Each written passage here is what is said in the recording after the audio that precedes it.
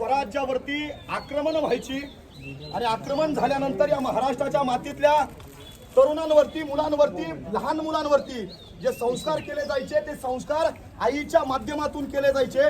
राजमाता जिजाऊंनी संस्कार केले, छत्रपती शिवाजी महाराज घडवले, राजमाता जिजाऊंनी संस्कार केले, छत्रपती संभाजीराजे घडवले। एका माऊलीनं 2 छत्रपती या स्वराज्याला दिले।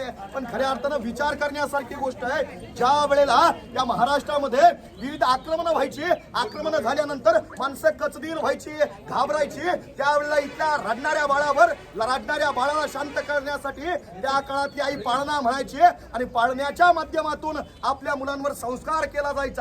आई काय म्हणायची बाळाला रडताना?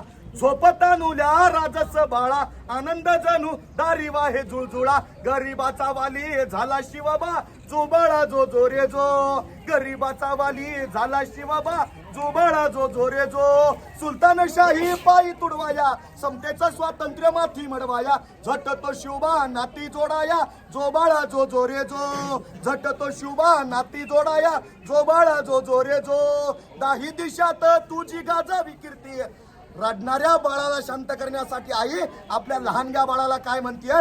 दाही दिशात तुझी गाजावी कीर्ती, तुझे पराक्रमे धन्य व्हावे धरती, राजा शिवबाचा हात राहो पाठीवरती, जो बाळा जो जो रे जो, राजा शिवबाचा हात राहो पाठीवरती, जो बाळा जो जो रे जो। म्हणजे संस्कारांच्या माध्यमातून आपली आई मुलांवरती संस्कार करायचे आणि संस्कार झाल्यानंतर हीच लहान मुलं स्वराज्यासाठी बलिदान द्यायला उभी राहायची।